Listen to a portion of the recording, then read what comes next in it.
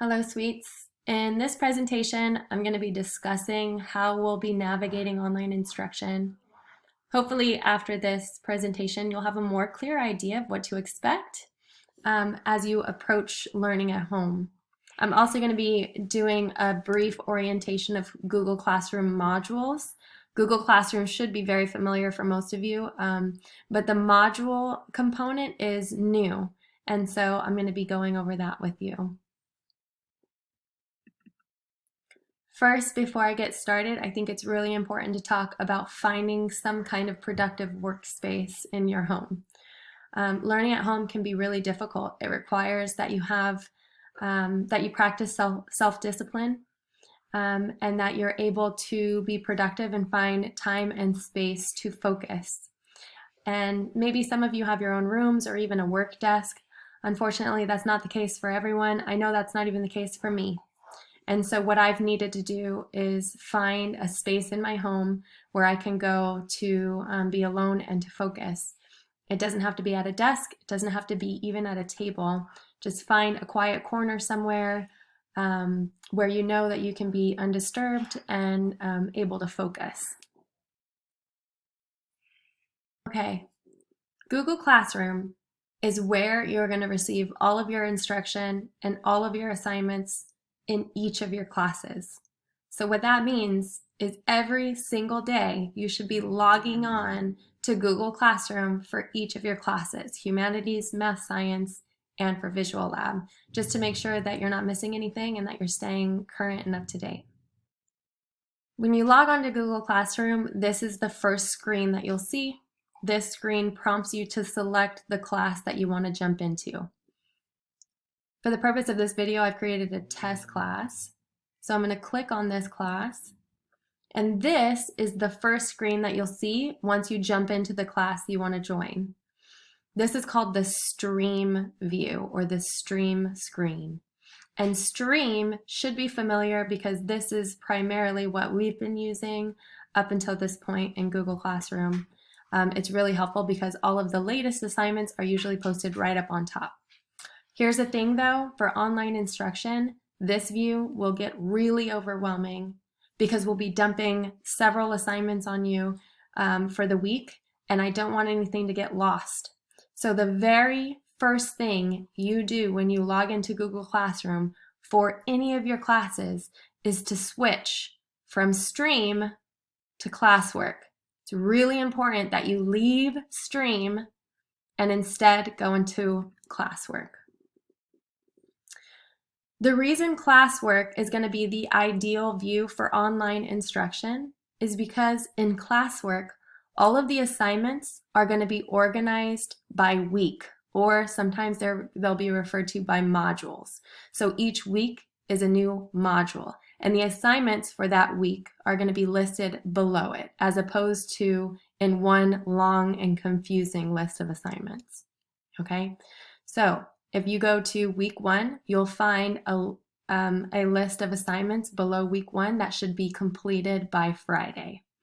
Scroll up to week 2, it's the same. All the assignments that should be completed in the week of April 20th to 24th will be located in this module under week 2 here. Okay. For humanities, you're going to notice that every module or every week, the assignments will have the same layout. Let me explain. Number 1, the very first assignment under each week or each module will be a Start Here video. You're going to click. There will be some instructions. Super important, you guys. Make sure you're reading the instructions. They will answer most of your questions. And then do whatever the instructions are asking for you to do. So every single week, you're going to start with a video. This video will be me explaining the week's activities. Once you've watched that video, you should be prepared to move on to the actual assignments. So below the Start Here video, you'll have a couple assignments. Again, read the instructions, please, before you attempt the assignments. If you don't read the instructions, the assignments may prove to be difficult. Move on to number 3. read the instructions and complete the assignments. And then every single week, you will have a Friday Flipgrid response. The prompt will be here, so read again the directions and then access the Flipgrid in the link that I attach, okay? Make sure that every single assignment, before you attempt it, you're reading the instructions. The instructions will help you. If we go up to week 2, you'll find that it's the exact same layout. Week 2 starts with number 1, a start here rundown video. It's a video that will explain the assignments for that week in detail. Once you've watched the video, you should be prepared to jump into the first assignment. So click, read the instructions, and access the assignment. Again, number 3, read the instructions and access the assignment. When you're finished, complete the Friday Flipgrid. And again, the prompt will be in the instructions and the link to access Flipgrid should be below. Right now, all I have is week 1 and week 2. As we move through the unit, you'll find that I'll be adding more modules or more weeks with new assignments to be completed in those weeks.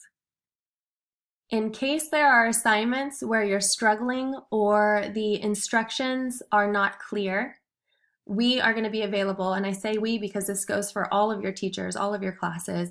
We will be available to answer any questions that you have on Zoom during our office hours every single day. So do not get frustrated. Try not to get discouraged. We are here for you and are excited to help you to be successful. And we can walk you through the assignments or the instructions on Zoom to make sure that all of your questions are answered. One more really important note about online instructions. You guys, one of the benefits or advantages of online instruction is freedom to manage your time how you'd like. I have created weekly modules and I expect that the assignments are done by Friday. Now, if that means that you wake up at 6 a.m. on Monday and knock them all out, then that's great. That's your choice. You can complete these as you wish. If you're the type that would like to work just a little bit every day to get those assignments done, then that's fine too. However you choose to complete these assignments is up to you as long as they're completed. And that being said, if you finish week 1 and I've posted week 2 materials and you want to jump into week 2, you're more than welcome to get started on week 2 as well. Again, you have so much freedom to complete these assignments in whatever kind of time frame that works for you. But the idea is we don't want you to be overwhelmed. We don't want you to be distressed. So find a system that works for you. Okay, so that's it for this presentation. Good luck, you guys, as you approach online learning, and I hope to see you during office hours on Zoom.